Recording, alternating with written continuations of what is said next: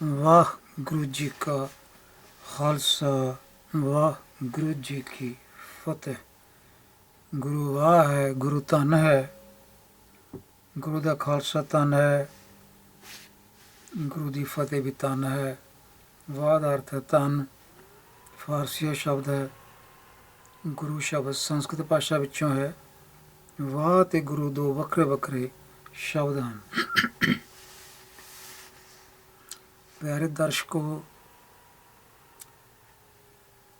ਆਪਾਂ ਵਿਚਾਰ ਕਰ ਰਹੇ ਹਾਂ ਸੂਰਜ ਪ੍ਰਕਾਸ਼ ਗ੍ਰੰਥ ਵਿੱਚ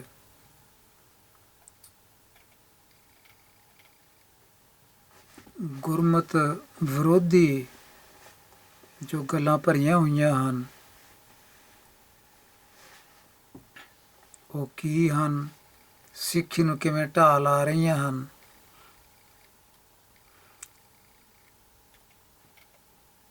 ਜਿਨ੍ਹਾਂ ਦਾ ਅੱਜ ਤੱਕ ਨਾ ਸ਼੍ਰੋਮਣੀ ਕਮੇਟੀ ਨੇ ਨੋਟਿਸ ਲਿਆ, ਨਾ ਜਥੇਦਾਰਾਂ ਨੇ ਨੋਟਿਸ ਲਿਆ, ਨਾ ਕਿਸੇ ਹੋਰ ਸੰਸਥਾ ਨੇ ਇਸ ਬਾਰੇ ਕੋਈ ਧਿਆਨ ਦਿੱਤਾ ਕਿ ਇੰਨੀਆਂ ਮਨਮਤਾਂ ਗੁਰੂ ਪਾਤਸ਼ਾਹ ਨਾਲ ਕਿਉਂ ਜੋੜੀਆਂ ਗਈਆਂ ਹਨ ਸੂਰਜ ਪ੍ਰਕਾਸ਼ ਵਿੱਚ। ਭਾਵੇਂ ਸੂਰਜ ਪ੍ਰਕਾਸ਼ ਦੇ ਕਰਤਾ ਕਵੀ ਸੰਤੋਖ ਸਿੰਘ ਨੇ ਇਹ ਉਪਰਾਲਾ ਤਾਂ ਕੀਤਾ ਕਿ ਸਾਰੇ ਗੁਰੂ ਪਾਤਸ਼ਾਹਾਂ ਦਾ ਇਤਿਹਾਸ ਲਿਖਿਆ ਜਾਵੇ, ਪਰ ਇਸ ਤਰ੍ਹਾਂ ਕਰਦਿਆਂ ਜਿਹੜੀਆਂ ਉਸਨੇ ਗੁਰਸਿੱਖੀ ਵਿਚਾਰਧਾਰਾ ਦੇ ਵਿਰੁੱਧ ਜਾ ਕੇ ਗੁਰੂ ਪਾਤਸ਼ਾਹਾਂ ਨਾਲ ਗੱਲਾਂ ਜੋੜੀਆਂ, ਮਨਮਤਾਂ ਜੋੜੀਆਂ, ਉਹ ਬਹੁਤ ਨਿੰਦਣਯੋਗ ਹਨ। ਸਿੱਖੀ ਨੂੰ ਬਹੁਤ ਢਾਹ ਲਾ ਰਹੀਆਂ ਹਨ। ਉਹਨਾਂ ਦੀ ਆਪਾਂ ਵਿਚਾਰ ਕਰ ਰਹੇ ਹਾਂ। ਤੇ ਇਹ ਸੂਰਜ ਪ੍ਰਕਾਸ਼ ਦੇ ਗੋਪਾਠ, ਇਹਦਾ ਭਾਗ 17ਵਾਂ ਹੈ ਅੱਜ, ਜਿਸ ਦਾ ਸਿਰਲੇਖ ਹੈ 10ਵੇਂ ਗੁਰੂ ਜੀ ਤੋਂ ਦੁਰਗਾ ਪੂਜਾ ਕਰਵਾਉਣੀ ਸ਼ੁਰੂ ਕਰਨ ਲੱਗਾ ਹੈ ਕਵੀ, ਤੇ ਕੇਸ਼ਵ ਦਾਸ ਬ੍ਰਾਹਮਣ ਜਿਹੜਾ ਹੈ ਉਸ ਨੂੰ ਵਿਚੋਲਾ ਬਣਾਇਆ ਜਾ ਰਿਹਾ ਹੈ। ਇਸ ਬਾਰੇ ਵਿਚਾਰ ਕਰਾਂਗੇ ਵੀ ਕੇਸ਼ਵ ਦਾਸ ਕਿਵੇਂ ਇਹਨਾਂ ਕੋਲ ਆਇਆ ਤੇ ਗੁਰੂ ਜੀ ਨੇ ਉਸ ਨੂੰ ਕੀ ਪੁੱਛਿਆ ਤੇ ਉਸਨੇ ਕੀ ਜਵਾਬ ਦਿੱਤਾ। ਇਹ ਗੱਲਾਂ ਅੱਜ ਵਿਚਾਰਾਂਗੇ। ਕੇਸ਼ਵ ਦਾਸ ਦੀਆਂ ਸਿਫਤਾਂ ਜਿਹੜੀਆਂ ਉਹ ਕਿਵੇਂ ਗੁਰੂ ਜੀ ਕੋਲੋਂ ਕਰਾਈਆਂ ਅਤੇ ਸਿੱਖਾਂ ਕੋਲੋਂ ਕਰਵਾਈਆਂ।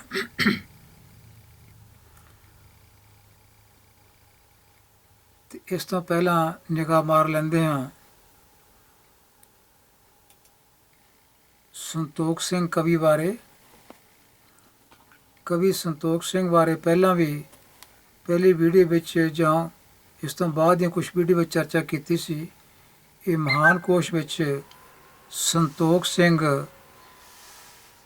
ਨਾਂ ਦੇ ਸਿਰਲੇਖ ਹੇਠ ਕੁਝ ਗੱਲਾਂ ਲਿਖੀਆਂ ਹੋਈਆਂ ਕਵੀ ਸੰਤੋਖ ਸਿੰਘ ਬਾਰੇ ਕਿ ਭਾਈ ਦੇਵਾ ਸਿੰਘ ਜੀ ਬੂੜੀਆ ਜ਼ਿਲ੍ਹਾ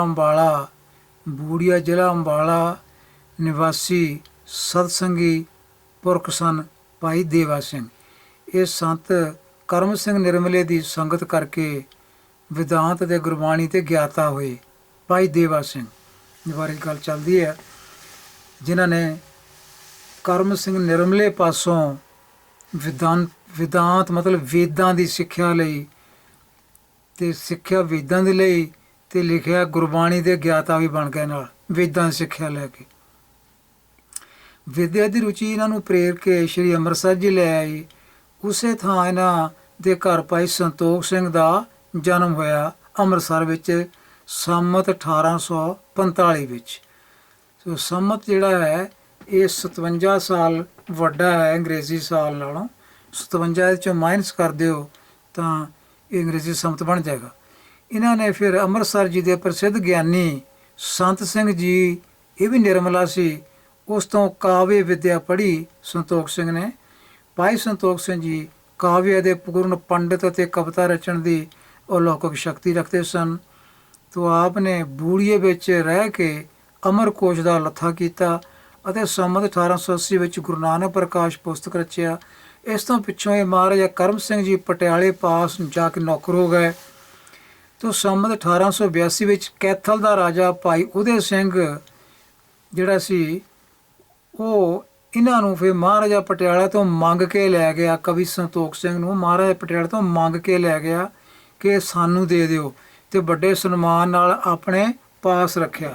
ਤੋਂ ਮਹਾਰਾਜਾ ਪਟਿਆਲੇ ਨੇ ਫਿਰ ਕਵੀ ਸੰਤੋਖ ਸਿੰਘ ਨੂੰ ਕੈਥਲ ਦੇ ਰਾਜੇ ਉਦੈ ਸਿੰਘ ਦੇ ਸਪੁਰਦ ਕਰ ਦਿੱਤਾ। ਅੱਗੇ ਦੇਖੋ ਕੀ ਲਿਖਿਆ ਮਹਾਨਕੋਸ਼ ਵਿੱਚ। ਸੋ ਕੈਥਲ ਵਿੱਚ ਰਹਿ ਕੇ ਭਾਈ ਸਾਹਿਬ ਨੇ ਸੰਮਤ 1886 ਵਿੱਚ ਜਪਜੀ ਦਾ ਟੀਕਾ ਕੀਤਾ, ਜਿਹਦਾ ਨਾਂ ਰੱਖਿਆ ਗਰਭਗੰਜਨੀ। ਅਤੇ ਭਾਈ ਉਦੈ ਸਿੰਘ ਜੀ ਦੇ ਨੌਕਰ, ਉਦੈ ਸਿੰਘ ਜਿਹੜਾ ਰਾਜਾ ਸੀ ਕੈਥਲ ਦਾ, ਉਹਦਾ ਨਾਂ ਸੀ ਉਦੈ ਸਿੰਘ। ਉਹਦੇ ਨੌਕਰ ਪੰਡਤਾਂ ਦੀ ਸਹਾਇਤਾ ਨਾਲ ਕਵੀ ਨੇ ਬਹੁਤ ਪੁਸਤਕ ਹਿੰਦੀ ਮਿਲੀ ਪੰਜਾਬੀ ਭਾਸ਼ਾ ਵਿੱਚ ਬਣਾ ਦਿੱਤੇ। ਹਿੰਦੀ ਮਿਲੀ ਪੰਜਾਬੀ ਭਾਸ਼ਾ, ਕਿਉਂਕਿ ਪੰਡਤਾਂ ਦਾ ਇੱਥੇ ਅਸਰ ਹੋ ਗਿਆ। ਇਹ ਪੰਡਤ ਉਦੈ ਸਿੰਘ ਦੇ ਨੌਕਰ ਸਨ, ਕੈਥਲ ਦੇ ਰਾਜੇ ਉਦੈ ਸਿੰਘ ਦੇ ਨੌਕਰ ਸਨ ਪੰਡਤ, ਜਿਨ੍ਹਾਂ ਦੀ ਸੰਗਤ ਇਸ ਨੂੰ ਮਿਲ ਗਈ, ਸੰਤੋਖ ਸਿੰਘ ਨੂੰ। ਅਤੇ 9 ਸਤਿਗੁਰਾਂ ਦੀ ਪਵਿੱਤਰ ਜੀਵਨ ਕਥਾ ਗੁਰਪ੍ਰਤਾਪ ਸੂਰਜ ਨਾਮਕ ਗ੍ਰੰਥ ਵਿੱਚ ਲਿਖੀ, ਜੋ ਸੰਮਤ 1900 ਦੇ ਅੰਤ ਵਿੱਚ ਸਮਾਪਤ ਹੋਇਆ। ਇਸੇ ਸਾਲ ਭਾਈ ਸੰਤੋਖ ਸਿੰਘ ਜੀ ਕੈਥਲ ਵਿੱਚ ਹੀ ਗੁਰਪੁਰੀ ਸੁਧਾਰੇ, ਮਤਲਬ ਚਲਾਣਾ ਕਰ ਗਏ। ਇਸ ਤੋਂ ਬਾਅਦ ਆਪਾਂ ਦੇਖਦੇ ਹਾਂ ਕਿ ਕਵੀ ਸੰਤੋਖ ਸਿੰਘ ਨੇ ਜੋ ਰਚਨਾਵਾਂ ਕੀਤੀਆਂ ਉਹਨਾਂ ਵਿੱਚੋਂ ਅਮਰਕੋਸ਼, ਗੁਰੂ ਨਾਨਕ ਪ੍ਰਕਾਸ਼, ਜਪਜੀ ਸਾਹਿਬ ਦਾ ਟੀਕਾ, ਫਿਰ ਆਤਮ ਪੁਰਾਣ ਦਾ ਉਲੱਥਾ, ਵਾਲਮੀਕ ਰਾਮਾਇਣ ਦਾ ਉਲੱਥਾ, ਫਿਰ ਗੁਰਪ੍ਰਤਾਪ ਸੂਰਜ ਜਿਹਨੂੰ ਸੂਰਜ ਪ੍ਰਕਾਸ਼ ਕਿਹਾ ਜਾਂਦਾ ਹੈ, ਇਹ ਲਿਖੇ। ਸੋ ਹੁਣ ਭਾਈ ਕਾਹਨ ਸਿੰਘ ਨਾਭਾ ਜੀ ਲਿਖਦੇ ਹਨ ਕਿ ਭਾਈ ਸਾਹਿਬ ਨੂੰ ਗੁਰਮਤਿ ਵਿੱਚ ਪੂਰੀ ਸ਼ਰਧਾ ਅਤੇ ਪ੍ਰੇਮ ਸੀ। ਲਿਖਿਆ ਜ਼ਰੂਰ ਹੈ ਗੁਰਮਤਿ ਵਿੱਚ ਪੂਰੀ ਸ਼ਰਧਾ ਸੀ, ਪਰ ਇਹ ਸ਼ਰਧਾ ਜਿਹੜੀ ਗੁਰਮਤਿ ਦੀ ਇਹਨਾਂ ਨੇ ਵਰਤੀ ਨਹੀਂ ਇਹ ਗ੍ਰੰਥ ਲਿਖਣ ਵਿੱਚ। ਪਰ ਪੰਡਤਾਂ ਦੀ ਸੰਗਤ ਅਤੇ ਪ੍ਰੇਰਣਾ ਦੁਆਰਾ ਕਿ ਜੇ ਆਪ ਗੁਰੂਆਂ ਦੀ ਕਥਾ ਨੂੰ ਪੁਰਾਣ ਰੀਤੀ ਅਨੁਸਾਰ ਅਵਤਾਰਾਂ ਜਿਹੀ ਲਿਖੋਗੇ ਅਤੇ ਸ਼ਾਸਤਰਾਂ ਤੋਂ ਵਿਰੁੱਧ ਆਪ ਦੇ ਪੁਸਤਕ ਨਹੀਂ ਹੋਣਗੇ ਤਾਂ ਉਹਨਾਂ ਦਾ ਬਹੁਤ ਪ੍ਰਚਾਰ ਹੋਊ ਅਤੇ ਸਭ ਆਪ ਦੀ ਰਚਨਾ ਨੂੰ ਆਦਰ ਨਾਲ ਪੜ੍ਹਨਗੇ। ਕਈ ਥਾਈਂ ਟਪਲਾ ਖਾ ਗਏ ਹਨ।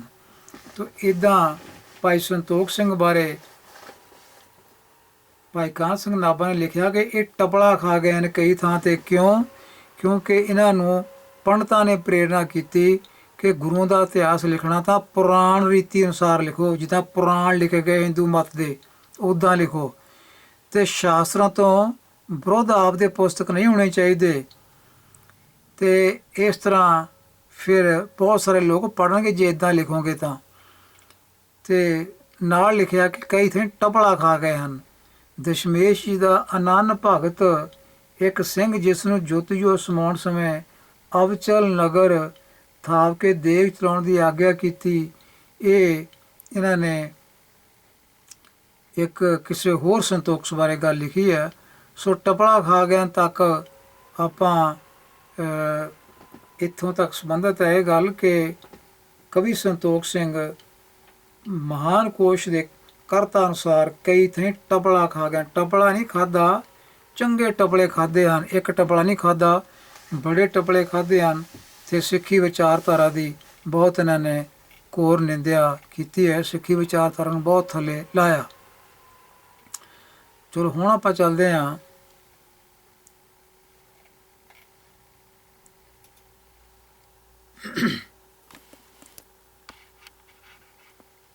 ਕਵੀ ਸੰਤੋਖ ਸਿੰਘ ਕਹਿ ਰਿਹਾ ਕਿ ਧੰਨ ਗੁਰੂ ਗੋਬਿੰਦ ਸਿੰਘ ਪਾਤਸ਼ਾਹ ਜੀ ਨੇ ਦੇਵੀ ਦੀ ਪੂਜਾ ਕਰਨੀ ਮਨ ਵਿੱਚ ਧਾਰ ਲਈ, ਤਾਂ ਜੋ ਉਹ ਮੈਦਾਨੇ ਜੰਗ ਵਿੱਚ ਜਿੱਤਾਂ ਪ੍ਰਾਪਤ ਕਰ ਸਕਣ ਦੇਵੀ ਦੀ ਸਹਾਇਤਾ ਨਾਲ। ਅਤੇ ਹੁਣ ਦੇਵੀ ਦੀ ਪੂਜਾ ਕਿੱਦਾਂ ਕਰਨੀ ਹੈ, ਉਹਦੇ ਵਾਸਤੇ ਕੋਈ ਪੰਡਤ ਬ੍ਰਾਹਮਣ ਜਿਹੜਾ ਹੈ ਉਹ ਕਵੀ ਸੰਤੋਖ ਸਿੰਘ ਨੇ ਹੁਣ ਇੱਕ ਬ੍ਰਾਹਮਣ ਕੇਸ਼ਵ ਦਾਸ ਨੂੰ ਬਾਗ ਵਿੱਚ ਭੇਜਿਆ ਗੁਰੂ ਪਾਤਸ਼ਾਹ ਦੇ ਮਿਲਣ ਵਾਸਤੇ।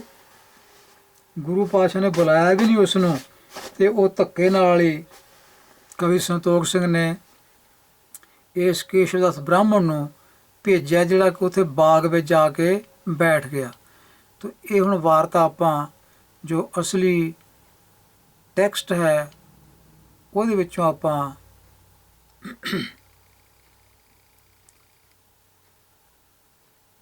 ਦੇਖਦੇ ਹਾਂ, ਜਿੱਥੇ ਇਹ ਸਾਰਾ ਕੁਝ ਸੂਰਜ ਪ੍ਰਕਾਸ਼ ਵਿੱਚੋਂ ਲਿਖਿਆ ਹੈ। ਇਹ ਹੈ ਕੇਸ਼ਵ ਦਾਸ ਦਾ ਮਿਲਣਾ। ਰੁੱਤ ਹੈਗੀ ਤੀਜੀ, ਸੂਰਜ ਪ੍ਰਕਾਸ਼ ਕ੍ਰਾਂਤੀ ਰੁੱਤ ਤੀਜੀ ਵਿੱਚੋਂ ਇਹ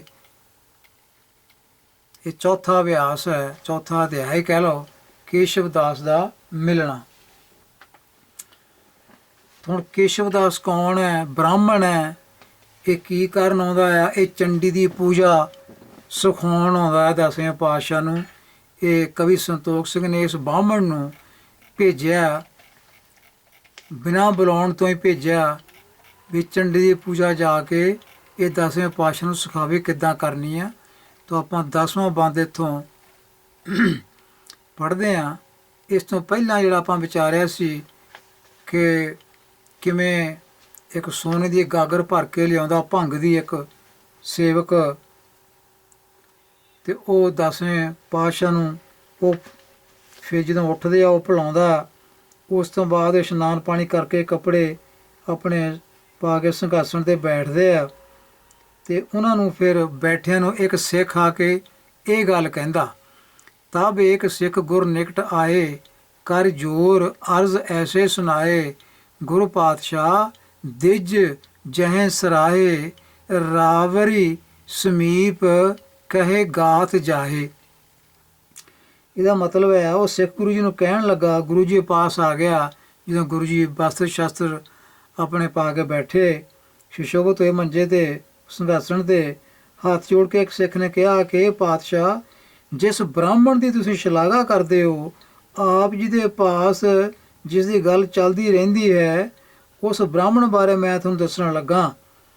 ਇਹਦਾ ਮਤਲਬ ਹੈ ਕਿ ਗੁਰੂ ਜੀ ਤਾਂ ਬ੍ਰਾਹਮਣ ਦੀ ਸ਼ਲਾਘਾ ਕਰਦੇ ਸੀਗੇ, ਕੇਸ਼ਵ ਦਾਸ ਦੀ। ਇਹ ਕਵੀ ਸੰਤੋਖ ਸਿੰਘ ਕਹਿ ਰਿਹਾ, ਤੇ ਉਹ ਕੇਸ਼ਵ ਦਾਸ ਦੀ ਸ਼ਲਾਘਾ ਕਰਦੇ ਹੁੰਦੇ ਸੀ। ਤੇ ਉਹੀ ਬ੍ਰਾਹਮਣ ਕੇਸ਼ਵ ਦਾਸ ਜਿਹੜਾ ਆ ਉਹ ਕਵੀ ਸੰਤੋਖ ਸਿੰਘ ਨੇ ਇਹਨਾਂ ਦੇ ਬਾਗ ਵਿੱਚ ਭੇਜ ਦਿੱਤਾ ਮੱਲੋ ਮੱਲੀ। ਤੇ ਸਿੱਖ ਆ ਕੇ ਗੱਲ ਸੁਣਾਉਂਦਾ, ਪੁਰ ਮਹਾਦੇਵ ਕੇ ਬਸਤੀ ਜੋਏ, ਚੱਲ ਆਏ ਬਾਗ ਮੈਂ ਉਤਰ ਸੋਏ, ਕਹਿ ਜਾਏ ਸੋ ਕੇਸ਼ਵ ਦਾਸ ਨਾਮ, ਵਿਧੀ ਚੰਡ ਪੂਜਵੇ ਗੁਣਨ ਧਾਮ। ਇਹ ਨੰਬਰ 11 ਬੰਦ ਹੈ। ਤੇ ਇੱਥੇ ਆ ਕੇ ਇਹਦਾ ਮਤਲਬ ਹੋਇਆ, ਉਹ ਸਿੱਖ ਨੇ ਕਿਹਾ ਕਿ ਸ਼ਿਵ ਜੀ ਦੀ ਨਗਰੀ ਕਾਂਛੀ ਵਿੱਚ ਰਹਿੰਦਾ ਆ, ਜਿਹਦੀ ਤੁਸੀਂ ਬਹੁਤ ਵਾਰੀ ਸਿਫਤ ਵੀ ਕਰਦੇ ਹੁੰਦੇ ਆ, ਉਹ ਚੱਲ ਕੇ ਆ ਗਿਆ ਹੈ ਤੇ ਉਸ ਬਾਗ ਵਿੱਚ ਆਪਣਾ ਉਸਨੇ ਉਤਾਰਾ ਕੀਤਾ ਹੈ, ਜਿਸ ਦਾ ਨਾਮ ਕੇਸ਼ਵ ਦਾਸ ਹੈ, ਤੇ ਜਿਹੜਾ ਵਿਧੀ ਨਾਲ ਚੰਡੀ ਨੂੰ ਪੂਜਣ ਵਿੱਚ ਗੁਣਾਂ ਦਾ ਘਰ ਹੈ। ਤੋਂ ਬਿਨਾਂ ਬੁਲਾਏ ਕੇਸ਼ਵ ਦਾਸ ਬਾਗ ਵਿੱਚ ਆ ਕੇ ਬੈਠ ਗਿਆ, ਤੇ ਕਵੀ ਸੰਤੋਖ ਸਿੰਘ ਨੇ ਇਸ ਬ੍ਰਾਹਮਣ ਨੂੰ ਚੰਡੀ ਦੀ ਪੂਜਾ ਕਰਾਉਣ ਵਾਸਤੇ, ਗੁਰੂ ਜੀ ਦੀ ਮਦਦ ਕਰਨ ਵਾਸਤੇ ਭੇਜ ਦਿੱਤਾ। ਅੱਗੇ ਚੱਲਦੇ ਹਾਂ। 14 ਨੰਬਰ ਜਿਹੜਾ ਹੈ ਬੰਦ, ਇਹਦੇ ਵਿੱਚ ਕੀ ਲਿਖਿਆ ਹੈ? ਚੱਲ ਆਏ ਆਪ ਤੇ ਲਖੇ ਨਹੀਂ, ਚਿਤ ਚਾਹਤ ਅਧਿਕ ਹੋਏ ਮੇਲ ਪਾਏ, ਪ੍ਰਭ ਤੁਮ ਸਮਰੱਥ ਮਨ ਫੇਰ ਲੀਨ, ਬਾਂਚਿਤ ਸੋ ਹਿਰਦੈ ਆਗਮਨ ਕੀਨ। ਇਹਦਾ ਮਤਲਬ ਹੈ ਇਹ ਪਤਾ ਨਹੀਂ ਲੱਗਦਾ ਕਿ ਸੱਦੇ ਬਿਨਾਂ ਆਪ ਕਿਵੇਂ ਇੱਥੇ ਚੱਲ ਕੇ ਆ ਗਿਆ, ਇਹ ਨਹੀਂ ਕਹਿੰਦੇ ਪਤਾ ਲੱਗਦਾ, ਪਰ ਚਿੱਤ ਵਿੱਚ ਉਹ ਚਾਹੁੰਦਾ ਹੈ ਕਿ ਸਤਿਗੁਰੂ ਜੀ ਨਾਲ ਮੇਰਾ ਮੇਲ ਹੋਵੇ। ਜਿਸ ਨੂੰ ਆਪ ਬੁਲਾਉਣਾ ਚਾਹੁੰਦੇ ਸੀ ਉਹ ਆਪ ਹੀ ਆ ਗਿਆ ਹੈ। ਫਿਰ ਇੱਥੇ ਕਵੀ ਨੇ ਇਹ ਗੱਲ ਗੁਰੂ ਜੀ ਦੇ ਅੰਦਰ ਪਾਈ ਕਿ ਗੁਰੂ ਜੀ ਇਸ ਨੂੰ ਚਾਹੁੰਦੇ ਸਨ, ਪਹਿਲਾਂ ਇਹਦੀਆਂ ਗੱਲਾਂ ਕਰਿਆ ਕਰਦੇ ਸਨ, ਕੇਸ਼ਵਦਾਸ ਬ੍ਰਾਹਮਣ ਦੀ ਸਿਫਤ ਕਰਿਆ ਕਰਦੇ ਸਨ। ਤੇ ਫਿਰ ਸਿੱਖ ਵੀ ਕਹਿੰਦਾ ਆ ਕਿ ਵੀ ਜਿਸ ਨੂੰ ਤੁਸੀਂ ਆਪ ਬੁਲਾਉਣਾ ਚਾਹੁੰਦੇ ਸੀ ਉਹ ਆਪ ਹੀ ਚੱਲ ਕੇ ਬਾਗ ਵਿੱਚ ਆ ਕੇ ਬੈਠ ਗਿਆ। ਹੋਰ ਵੀ ਕਈ ਨਾਲ ਉਹਦੇ ਬੰਦੇ ਹਨ, ਜਿਵੇਂ ਯਾਤਰਾ ਤੇ ਅੱਗੇ ਜਾ ਰਹੇ ਹੋਣ। ਜਦੋਂ ਇਸ ਗੱਲ ਦਾ ਪਤਾ ਲੱਗਾ ਗੁਰੂ ਜੀ ਨੂੰ ਕਿ ਬਾਹਮਣ ਆ ਗਿਆ ਕੇਸ਼ਵਦਾਸ, ਤਾਂ ਫਿਰ ਪਤਾ ਗੁਰੂ ਜੀ ਕੀ ਕਹਿਣ ਲੱਗੇ? ਇਹ ਨੰਬਰ 15 ਵਿੱਚ ਲਿਖਿਆ ਹੋਇਆ, ਸੁਨ ਸ਼ਰੋਨ ਬੈਨ ਗੁਰ ਹਰਖ ਧਾਰ, ਧਨ ਧਨ ਖੜਗ ਕੀਤੈ ਉਚਾਰ, ਨਿਜ ਸੇਵਕਾਨ ਕੇ ਕਰਤ ਕਾਜ, ਘਟ ਘਟ ਵਿਆਪ ਰਾਜਾਨ ਰਾਜ। ਦੇਖੋ ਕਿੱਥੇ ਇਹ ਗੱਲਾਂ ਮਾਰਦਾ ਕਵੀ ਸੰਤੋਖ ਸਿੰਘ ਜਾ ਕੇ ਦਸ਼ਮਨਤ ਵਿੱਚ ਜਾ ਵੜਿਆ ਏ। ਤੇ ਫਿਰ ਕਵੀ ਕਹਿੰਦਾ ਗੁਰੂ ਜੀ ਕੀ ਕਹਿਣ ਲੱਗੇ, ਸੇਵਕ ਦੀ ਗੱਲ ਸੁਣ ਕੇ ਗੁਰੂ ਜੀ ਬੜੇ ਪ੍ਰਸੰਨ ਹੋਏ ਤੇ ਗੁਰੂ ਜੀ ਨੇ ਕੀ ਉਚਾਰਨ ਕੀਤਾ, ਧੰਨ ਧੰਨ ਖੜਗ ਕੇਤ, ਧੰਨ ਧੰਨ ਖੜਗ ਕੇਤ। ਇਹ ਖੜਗ ਕੇਤ ਕੌਣ ਹੈ ਪਿਆਰਿਓ, ਇਹ ਦਸ਼ਮ ਗ੍ਰੰਥ ਵਿੱਚ ਜਿਹੜਾ ਖੜਗ ਕੇਤ ਹੈ ਉਹ ਮਹਾਕਾਲ ਹੈ। ਇੱਕ ਚੰਡੀ ਹੈ ਦੁਰਗਾ ਤੇ ਇੱਕ ਮਹਾਕਾਲ, ਇਹ ਦੋਵੇਂ ਕਵੀ ਜਿਹੜੇ ਕਵੀ ਲਿਖਾਰੀ ਹੈ ਦਸ਼ਮ ਗ੍ਰੰਥ ਦੇ, ਉਹਨਾਂ ਦੇ ਇਹ ਪੂਜਯ ਇਸ਼ਟ ਹਨ। ਮਹਾਕਾਲ ਖੜਗ ਕੇਤ, ਮਹਾਕਾਲ ਦੇ ਅਨੇਕਾਂ ਨਾਂ ਆ, ਖੜਗ ਕੇਤ ਵੀ ਉਹਦਾ ਨਾਂ ਆ, ਅਸਤੋਜ ਵੀ ਉਹਦਾ ਨਾਂ ਆ, ਅਸ ਕੇਤ ਉਹਦਾ ਨਾਂ ਆ, ਅਸਪਾਨ, ਬੜੇ ਨਾਂ ਆ ਮਹਾਕਾਲ ਦੇ। ਇੱਥੇ ਗੁਰੂ ਜੀ ਕਹਿਣ ਲੱਗ ਪਏ ਧੰਨ ਧੰਨ ਖੜਗ ਕੇਤ, ਇੱਕ ਦੇਵਤੇ ਦੀ ਸਿਫਤ ਕਰਨ ਲੱਗ ਪਏ ਗੁਰੂ ਜੀ। ਕਵੀ ਇਹ ਕਹਿ ਰਿਹਾ ਆਖੇ ਆਪਣੇ ਸੇਵਕਾਂ ਦੇ ਕੰਮ ਕਰਦੇ ਹੋ, ਖੜਗ ਕੇਤ ਜੀ ਧੰਨ ਹੈ ਤੁਸੀਂ, ਰਾਜਿਆਂ ਦੇ ਰਾਜੇ ਹੋ, ਘਟ ਘਟ ਵਿਆਪ ਰਹੇ ਹੋ। ਤੋ ਖੜਗ ਕੇਤ ਦੀ ਸਿਫਤ ਗੁਰੂ ਜੀ ਤੋਂ ਕਰਾ ਦਿੱਤੀ। ਇੱਕ ਮਹਾਕਾਲ ਦੇਵਤੇ ਦੀ ਸਿਫਤ ਗੁਰੂ ਜੀ ਦੇ ਪਵਿੱਤਰ ਮੁਖ ਤੋਂ ਇਹ ਕਵੀ ਕਰਵਾ ਰਿਹਾ ਇੱਥੇ 15 ਨੰਬਰ ਬੰਦ ਵਿੱਚ। ਅੱਗੇ ਚੱਲਦੇ ਹਾਂ ਨੰਬਰ 19 ਵੱਲ। 19 ਵੱਲ ਚੱਲਦੇ ਹਾਂ ਤੇ ਇੱਥੇ ਫਿਰ ਗੁਰੂ ਜੀ ਨੇ ਜਦੋਂ ਧੰਨ ਖੜਗ ਕੇਤ ਕਰਕੇ ਸਿਫਤ ਕੀਤੀ ਤਾਂ ਫਿਰ ਗੁਰੂ ਜੀ ਨੇ ਕਿਹਾ ਦਇਆ ਰਾਮ ਨੂੰ ਤੇ ਨੰਦ ਚੰਦ ਨੂੰ ਬੁਲਾਇਆ। ਦਇਆ ਰਾਮ ਤੇ ਨੰਦ ਚੰਦ ਨੂੰ ਬੁਲਾ ਕੇ ਆਪਣੇ ਕੋਲ ਕਿਹਾ ਕਿ ਬਾਗ ਵਿੱਚ ਜਾਓ, ਉੱਥੇ ਇੱਕ ਸ੍ਰੇਸ਼ਟ ਬ੍ਰਾਹਮਣ ਆਇਆ, ਉਹਦੇ ਪਾਸ ਜਾ ਕੇ ਉਹਦਾ ਸਨਮਾਨ ਕਰੋ। ਇਹ 16 ਨੰਬਰ ਬੰਦ ਵਿੱਚ ਲਿਖਿਆ ਹੋਇਆ ਵੀ ਜਾਓ ਉਹਦਾ ਸਨਮਾਨ ਕਰੋ। ਤਾਂ ਗੁਰੂ ਜੀ ਨੇ ਆਪਣੇ ਦੋ ਸੇਵਕਾਂ ਨੂੰ ਦਇਆ ਰਾਮ ਤੇ ਨੰਦ ਚੰਦ ਨੂੰ ਫਿਰ ਉਹਦੇ ਕੋਲ ਬਾਗ ਵਿੱਚ ਭੇਜ ਦਿੱਤਾ, ਜਾ ਕੇ ਉਹਦਾ ਆਦਰ ਮਾਣ ਕਰੋ। ਤੇ ਆਦਰ ਮਾਣ ਜੋ ਕਰਨ ਜਾਂਦੇ ਆ ਫਿਰ ਕੀ ਕਰਦੇ ਆ, ਇਹ ਨੰਬਰ 19 ਵਿੱਚ ਲਿਖਿਆ ਹੋਇਆ ਦਇਆ ਰਾਮ ਤੇ ਨੰਦ ਚੰਦ ਗਏ ਆ, ਇਹਨਾਂ ਨੇ ਕੀ ਕੀਤਾ, ਮਨ ਪੰਚ ਮੋਦਕ ਧਰ ਅਗਰ ਤਾਹੇ, ਕਰ ਕਰ ਬੰਦਨਾ ਬੈਠ ਪਾਹੇ, ਦਿਜਜੂ ਗੁਰੂ ਕੀ ਦੇਗ ਲਿਓ, ਸਭ ਰੰਗ ਰਾਵ ਲੈ ਖਾਤ ਇਹੋ। ਇਹ 19 ਨੰਬਰ ਬੰਦ ਪਿਆਰਿਓ। ਇਹਦੇ ਵਿੱਚ ਕੀ ਕੀਤਾ, ਫਿਰ ਦਇਆ ਰਾਮ ਤੇ ਨੰਦ ਚੰਦ ਨੇ 5 ਮਣ ਲੱਡੂ ਬਣਾ ਕੇ ਨਾ 5 ਮਣ ਲੱਡੂ ਲੈ ਲੈ, 2 ਨਾ 4 ਨਾ 10 ਨਾ 20 ਨਾ 5 ਮਣ ਲੱਡੂ ਉਹਦੇ ਅੱਗੇ ਧਰ ਦਿੱਤੇ ਜਾ ਕੇ। ਸਨਮਾਨ ਜੋ ਕਰਨਾ ਸੀ ਉਹਦਾ ਬਾਹਮਣ ਦਾ, ਤੇ 5 ਮਣ ਲੱਡੂ ਉਹਦੇ ਕੋਲ ਜਾ ਕੇ ਉਹਦੇ ਮੱਥੇ ਮਾਰੇ, ਕਹੋ ਦੇ ਅੱਗੇ ਧਰ ਦਿੱਤੇ, ਆਹ ਲਓ ਬਾਹਮਣ ਜੀ ਇਹਨੂੰ ਛਕੋ। ਹੱਥ ਜੋੜ ਕੇ ਫਿਰ ਬੰਦਨਾ ਵੀ ਕੀਤੀ, ਹੱਥ ਜੋੜ ਕੇ ਬੈਠ ਗਏ ਦੋਵੇਂ ਗੁਰੂ ਦੇ ਸਿੱਖ। ਕਹਿਣ ਲੱਗੇ ਬ੍ਰਾਹਮਣ ਜੀ ਦੇਜੂ ਗੁਰੂ ਦਾ ਲੰਗਰ ਲਵੋ, ਆਇਆ ਗੁਰੂ ਦਾ ਲੰਗਰ, ਇਹ 5 ਮਣ ਲੱਡੂ ਜਿਹੜੇ ਤੁਹਾਡੇ ਵਾਸਤੇ ਲਿਆਂਦੇ ਆ, ਖਾਓ ਇਹਨਾਂ ਨੂੰ। ਸਾਰੇ ਅਮੀਰ ਗਰੀਬ ਇਹ ਲੈ ਕੇ ਖਾਂਦੇ ਹਨ। ਤੇ ਫਿਰ ਇਹਨਾਂ ਨੇ ਕਿਹਾ ਕਿ ਇਹ ਬ੍ਰਾਹਮਣ ਜੀ ਤੁਹਾਡਾ ਮਾਣ ਕਰਨ ਵਾਸਤੇ ਸਾਨੂੰ ਗੁਰੂ ਜੀ ਨੇ ਭੇਜਿਆ, ਤੁਸੀਂ ਕਿੱਥੇ ਜਾ ਰਹੇ ਹੋ ਅੱਗੇ, ਕਿਸ ਨਗਰ ਵਿੱਚ ਤੁਹਾਡਾ ਘਰ ਹੈ, ਕਿੱਥੇ ਦੇਸ਼ ਵਿੱਚ ਤੁਹਾਡਾ ਘਰ ਹੈ, ਕਿਸ ਕਾਰਨ ਚੱਲ ਕੇ ਆਏ ਹੋ। ਇਹ ਗੱਲਾਂ ਜਿਹੜੀਆਂ 20 ਨੰਬਰ ਬੰਦ 'ਚ ਲਿਖੀਆਂ ਹੋਈਆਂ। ਇਹ ਸੁਣ ਕੇ ਫਿਰ ਬ੍ਰਾਹਮਣ ਨੇ ਕੀ ਕਿਹਾ, ਇਹ 21 ਨੰਬਰ ਵਿੱਚ ਹੈ, ਸੁਨ ਬਿਪਰ ਭਨਿਓ ਸ਼ਿਵ ਨਗਰ ਬੀਚ, ਘਰ ਤਹਾਂ ਮੋਖ ਜੈ ਊਚ ਨੀਚ, ਚਿਰਕਾਲ ਬਿਤਿਓ ਚਿਤ ਚਾਹਿਤ ਭੂਰ, ਜਵਾਲਾ ਮੁਖੀ ਪਰਸ਼ਨ ਜ਼ਰੂਰ। ਤੋ ਬ੍ਰਾਹਮਣ ਕਹਿਣ ਲੱਗਾ ਕਿ ਸ਼ਿਵ ਦੀ ਨਗਰੀ ਕਾਂਸ਼ੀ ਵਿੱਚ ਮੈਂ ਰਹਿੰਦਾ, ਉੱਥੇ ਮੇਰਾ ਘਰ ਹੈ, ਜਿੱਥੇ ਊਚ ਨੀਚ ਸਾਰਿਆਂ ਨੂੰ ਮੁਕਤੀ ਮਿਲਦੀ ਆ। ਕਾਂਸ਼ੀ ਵਿੱਚ ਬੜਾ ਸਮਾਂ ਬੀਤ ਗਿਆ, ਕਹਿੰਦਾ ਮੇਰਾ ਚਿੱਤ ਚਾਹੁੰਦਾ ਕਿ ਮੈਂ ਜਵਾਲਾ ਮੁਖੀ ਦੇ ਜ਼ਰੂਰ ਦਰਸ਼ਨ ਕਰਾਂ। ਤੇ ਜਵਾਲਾ ਮੁਖੀ ਦਰਸ਼ਨ ਕਰਨ ਵਾਸਤੇ ਕਹਿੰਦਾ ਮੈਂ ਆਇਆ ਹੋਇਆ ਤੇ ਇੱਥੇ ਮੈਂ ਡੇਰਾ ਕੀਤਾ। ਫਿਰ ਅੱਗੇ ਚੱਲਦੇ ਹਾਂ।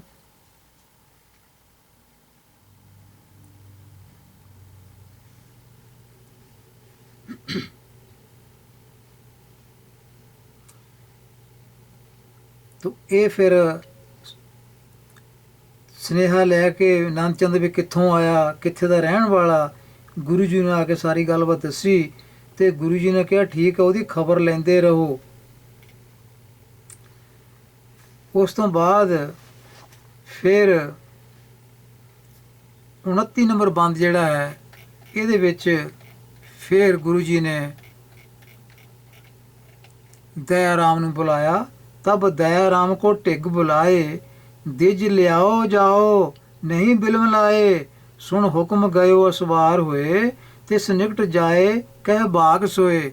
ਤੇ ਗੁਰੂ ਜੀ ਨੇ ਹੁਣ ਕਿਹਾ, ਕਵੀ ਸੰਤੋਖ ਕਹਿੰਦਾ ਦਇਆ ਰਾਮ ਨੂੰ ਸੱਦਿਆ ਤੇ ਸੱਦ ਕੇ ਕਿਹਾ ਜਾਓ ਫਟਾਫਟ, ਦੇਰ ਨਾ ਕਰੋ ਤੇ ਉਸ ਬ੍ਰਾਹਮਣ ਨੂੰ ਇੱਥੇ ਲੈ ਆਓ, ਬ੍ਰਾਹਮਣ ਨੂੰ ਲਿਆਓ, ਦੇਰ ਨਾ ਲਾਓ। ਤੇ ਦਇਆ ਰਾਮ ਘੋੜੇ ਤੇ ਸਵਾਰ ਹੋ ਗਿਆ ਤੇ ਬ੍ਰਾਹਮਣ ਦੇ ਕੋਲ ਚਲਾ ਗਿਆ, ਕੇਸ਼ਵਦਾਸ ਦੇ ਕੋਲ। ਤੇ ਜਾ ਕੇ ਕੀ ਕਹਿਣ ਲੱਗਾ, ਗੁਰ ਕਰਤ ਯਾਦ, ਗੁਰੂ ਜੀ ਤੁਹਾਨੂੰ ਯਾਦ ਕਰਦੇ ਹਨ।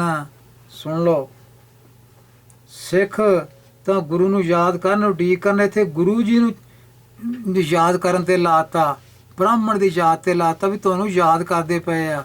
ਗੁਰ ਕਰਤ ਯਾਦ ਚੱਲੀਏ ਹਜ਼ੂਰ, ਹਜ਼ੂਰ ਕਹਿ ਰਹੇ ਆ ਉਸ ਬ੍ਰਾਹਮਣ ਨੂੰ, ਹਜ਼ੂਰ ਤਤਕਾਲ ਚੜਿਓ ਸੁਨ ਬਹਿਲ ਰੂਰ, ਆਇਓ ਸਮੀਪ ਨਰ ਕਿਤਕ ਸਾਥ, ਪਾਠ ਆਸ਼ਿਖ ਸ਼੍ਰੀ ਫਲ ਲੀਨੀ ਹਾਥ।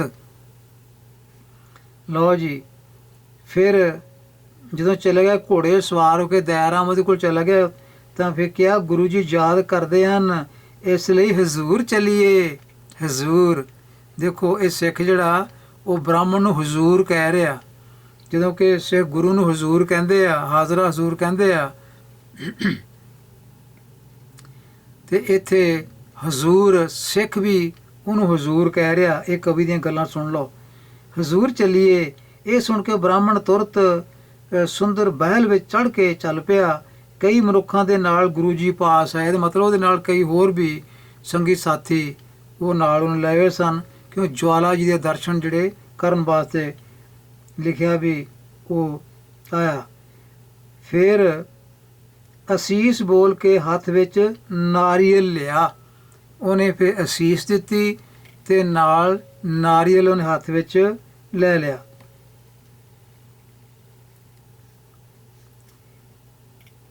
ਫਿਰ ਉਹ ਇਸ ਤਰ੍ਹਾਂ ਨਾਰੀਅਲ ਲੈ ਕੇ ਚੱਲ ਪਿਆ ਤੇ ਗੁਰੂ ਜੀ ਦੇ ਦਰਸ਼ਨ ਕੀਤੇ,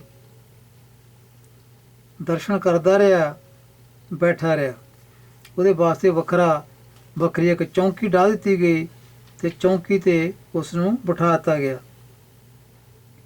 ਫਿਰ ਗੁਰੂ ਜੀ ਨੇ ਉਹਨਾਂ ਨੂੰ ਪੁੱਛਿਆ, ਬ੍ਰਾਹਮਣ ਨੂੰ ਪੁੱਛਿਆ, ਇਹ 33 ਨੰਬਰ ਜਿਹੜਾ ਬੰਦ ਹੈ ਉਹਦੇ ਵਿੱਚ ਲਿਖਿਆ ਹੋਇਆ, ਕੀ ਪੁੱਛਿਆ, ਤਬ ਦਇਆ ਸਿੰਧ ਬੂਝਿਓ ਸੋ ਤੋਨ, ਦਿਜਜੂ ਕਹੋ ਤੁਮ ਇਸ਼ਟ ਕੌਣ। ਤੇ ਗੁਰੂ ਜੀ ਕੋਲੋਂ ਵੀ ਬ੍ਰਾਹਮਣ ਨੂੰ ਜੀ ਕਰਕੇ ਬੁਲਾਇਆ ਜਾ ਰਿਹਾ ਹੈ, ਬ੍ਰਾਹਮਣ ਜੀ ਦੱਸੋ ਤੁਹਾਡਾ ਇਸ਼ਟ ਕੌਣ ਹੈ। ਕਿ ਕੋ ਰਾਧ ਸੇਵਤ ਮਹਾਨ, ਕਿਸ ਨਿਕਟ ਚਾਹਿਤ ਆਪਨ ਕਲਿਆਣ। ਇਹ 33 ਨੰਬਰ ਬੰਦ ਹੈ। ਤੇ ਗੁਰੂ ਜੀ ਕਹਿੰਦੇ ਆ ਬ੍ਰਾਹਮਣ ਨੂੰ,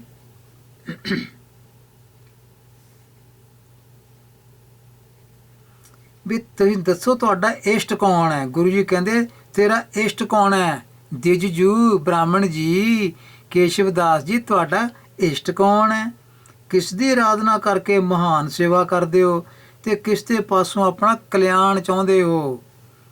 ਲੋ ਸੁਣੋ, ਹੁਣ ਬ੍ਰਾਹਮਣ ਦੀ ਗੱਲ ਸੁਣੋ, ਕੀ ਕਹਿ ਰਿਹਾ ਗੁਰੂ ਜੀ ਨੂੰ। ਦਿਜ ਕਹੈ ਸੋ ਕੇਸ਼ਵਦਾਸ ਫੇਰ, ਹਮ ਇਸ਼ਟ ਚੰਡਿਕਾ ਸਭ ਬਡੇਰ, ਜੇ ਨਿਕਟ ਜਾਚ ਤੇ ਦੇਵ ਸਰਬ, ਜੇ ਖੰਡ ਕੀਨ ਸ਼ਤਰੁਨ ਗਰਭ। ਇਹ ਹੈ 34 ਨੰਬਰ ਬੰਦ। ਤੇ ਕੇਸ਼ਵਦਾਸ ਨੇ ਕੀ ਜਵਾਬ ਦਿੱਤਾ ਬ੍ਰਾਹਮਣ ਨੇ। ਉਹ ਗੁਰੂ ਜੀ ਨੂੰ ਕਹਿਣ ਲੱਗਾ, ਸਾਡਾ ਜਿਹੜਾ ਇਸ਼ਟ ਆ ਉਹ ਸਭ ਤੋਂ ਵੱਡੀ ਜਿਹੜੀ ਚੰਡਕਾ ਹੈ। ਇਹ ਚੰਡਕਾ ਕੌਣ ਹੈ? शिव जी के घर वाली पार्वती। दुर्गा कौन है? शिव जी के घर वाली पार्वती। कालका कौन है? शिव जी के घर वाली पार्वती। लाटां वाली, जोतां वाली, जगदम्बे, ये जिन्नियां भी देवियां हैं ये सारियां ही शिव जी के घर वाली जिहड़ी पार्वती है ਉਹਦਾ ਰੂਪ ਹਨ। ਉਹਦੇ ਵੱਖ-ਵੱਖ ਰੂਪ ਹਨ, ਉਹਦੇ ਵੱਖ-ਵੱਖ ਨਾਂ ਚੱਲੇ ਹਨ ਤੇ ਵੱਖ-ਵੱਖ ਦੇਵੀਆਂ ਦੇ ਨਾਮ ਬਣ ਗਏ। ਚੰਡਕਾ ਬਣ ਗਈ, ਚੰਡੀ ਬਣ ਗਈ, ਭਗੌਤੀ ਬਣ ਗਈ, ਭਗਵਤੀ ਬਣ ਗਈ, ਗਿਰਜਾ ਬਣ ਗਈ, ਦੁਰਗਾ ਬਣ ਗਈ। ਇਹ ਸਾਰੇ ਪਾਰਵਤੀ ਦੇ ਨਾਂ। ਤੋ ਪਿਆਰਿਓ, ਗੁਰੂ ਗ੍ਰੰਥ ਸਾਹਿਬ ਦੀ ਬਾਣੀ ਸਾਨੂੰ ਜਪਜੀ ਵਿੱਚ ਇਹ ਸੰਦੇਸ਼ ਦਿੰਦੀ ਆ, ਗੁਰ ਈਸ਼ਵਰ, ਗੁਰ ਗੋਰਖ ਬ੍ਰਹਮਾ, ਗੁਰੂ ਪਾਰਵਤੀ ਮਾਈ। ਉੱਥੇ ਸਪਸ਼ਟ ਪਾਰਵਤੀ ਮਾਈ ਬਾਰੇ ਗੱਲ ਗੁਰੂ ਜੀ ਨੇ ਲਿਖੀ ਹੈ ਤੇ ਬਾਕੀ ਦੇਵਤਿਆਂ ਬਾਰੇ ਵੀ ਲਿਖੀ ਹੈ ਵੀ ਸਾਡਾ ਕੋਈ ਇਹਨਾਂ 'ਚ ਦੇਵਤਾ ਨਹੀਂ, ਸਾਡਾ ਦੇਵਤਾ ਇਹਨਾਂ 'ਚ ਕੋਈ ਗੁਰੂ ਨਹੀਂ, ਕੋਈ ਗੁਰੂ ਸਾਡਾ ਇਹਨਾਂ ਵਿੱਚੋਂ ਕੋਈ ਦੇਵਤਾ ਗੁਰੂ ਨਹੀਂ ਹੈ। ਗੁਰੂ ਈਸ਼ਵਰ ਸਾਡਾ ਜਿਹੜਾ ਗੁਰੂ ਹੈ ਉਹ ਸਭ ਤੋਂ ਵੱਡਾ ਹੈ, ਸਾਡਾ ਈਸ਼ਵਰ ਗੁਰੂ ਨਹੀਂ। ਗੁਰੂ ਈਸ਼ਵਰ, ਗੁਰੂ ਗੋਰਖ ਬ੍ਰਹਮਾ, ਨਾ ਬ੍ਰਹਮਾ ਨਾ ਗੋਰਖ ਸਾਡਾ ਗੁਰੂ ਹੈ, ਗੁਰੂ ਸਭ ਤੋਂ ਮਹਾਨ ਹੈ। ਇਹਨਾਂ 'ਚੋਂ ਕੋਈ ਵੀ ਸਿੱਖ ਦਾ ਗੁਰੂ ਨਹੀਂ, ਨਾ ਇਹ ਮਾਈ ਪਾਰਵਤੀ ਸਿੱਖ ਦਾ ਕੋਈ ਗੁਰੂ ਹੈ। ਸੋ ਸਿੱਖ ਦਾ ਗੁਰੂ ਜਿਹੜਾ ਹੈ ਇਹ ਸਭ ਤੋਂ ਵੱਡਾ ਹੈ। ਸਿੱਖ ਦਾ ਗੁਰੂ ਨਾ ਪਾਰਵਤੀ ਹੈ, ਨਾ ਸਿੱਖ ਦਾ ਗੁਰੂ ਬ੍ਰਹਮਾ ਆ ਤੇ ਨਾ ਈਸ਼ਵਰ ਦਾ ਮਤਲਬ ਸ਼ਿਵ ਹੈ। ਗੁਰੂ ਸਭ ਤੋਂ ਮਹਾਨ ਹੈ। ਸਾਨੂੰ ਜਪਜੀ ਵਿੱਚੋਂ ਗਵਾਹੀ ਮਿਲਦੀ ਹੈ। ਇੱਥੇ ਗੁਰੂ ਜੀ ਤੋਂ ਕਵੀ ਨੇ ਪਾਰਵਤੀ ਦੀਆਂ ਸਿਫਤਾਂ ਕਰਵਾਈਆਂ, ਚੰਡਕਾ ਦੀਆਂ ਸਿਫਤਾਂ ਕਰਾਈਆਂ, ਚੰਡੀ ਦੇ ਪੁਜਾਰੀ ਬਣਨ ਦੀ ਗੱਲ ਗੁਰੂ ਜੀ ਦੇ ਮਨ ਵਿੱਚ ਪਾਈ ਕਵੀ ਨੇ ਕਿ ਚੰਡੀ ਦੀ ਸੇਵਾ ਕਰਨੀ ਚਾਹੀਦੀ ਹੈ ਤੇ ਇਹ ਚੰਡੀ ਜਿਹੜੀ ਹੈ ਇਹ ਸਾਨੂੰ ਜੰਗ ਦੇ ਮੈਦਾਨ ਵਿੱਚ ਸਾਡੀ ਮਦਦ ਕਰੇਗੀ। ਇਹ ਦੇਖੋ ਕਵੀ ਜਿਹੜਾ ਹੈ 10ਵੇਂ ਪਾਤਸ਼ਾਹ ਨੂੰ ਕਿੱਧਰ ਲੈ ਕੇ ਜਾ ਰਿਹਾ।